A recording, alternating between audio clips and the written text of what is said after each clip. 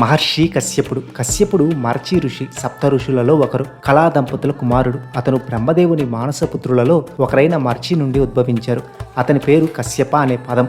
కశ్యప అనే పదం సంస్కృతంలో కనపడేవాడు లేదా దివ్య దృష్టి కలవాడు అని అర్థం. కశ్యపుడు అదితి, దితి, ధను, అరిష్ట, సురస, సురభి, వినత, తామ్ర, క్రోధవస ఇలా మొత్తం 13 మంది దక్ష ప్రజాపతి కుమార్తెలను వివాహం చేసుకున్నాడు. అదితి ద్వారా ఆదిత్యులు అంటే దేవతలు జన్మించారు. వీరిలో విష్ణువు, పావన అవతారంలో ఇంద్రుడు మొదలైన వారు కూడా ఉన్నారు. దితి ద్వారా దైత్యులు హిరణ్యకశిపు, హిరణ్యాక్షుడు వంటి వారు జన్మించారు. ధను ద్వారా దానవులు, వినత ద్వారా గరుడు మరియు అరుణుడు, సురభి ద్వారా గోవులు ఇలా వివిధ జీవరాశులు సృష్టించబడ్డాయి. కశ్యపుడు వేద జ్ఞానాన్ని సంరక్షించిన గొప్ప ఋషి. ఆయన ఋగ్వేదంలోని కొన్ని సూక్తులను రచించారు. అతని వంశం కశ్యప గోత్రంగా ప్రసిద్ధి చెందింది కూడా. ఇది హిందూ సాంప్రదాయంలో ఒక ముఖ్యమైన గోత్రం. కశ్యపుడు జ్ఞానం, తపస్సు, సృష్టి యొక్క సమతుల్యతకు ప్రతీక. ఆయన దేవతలకు, దానవులు, మానవులు మరియు ఇతర జీవరాశుల సృష్టికి కారణమయ్యాడు. ఆయన తపస్సు, ఆయన జ్ఞానం సప్త ఋషుల్లో ఒకరిగా నిలబెట్టాయి.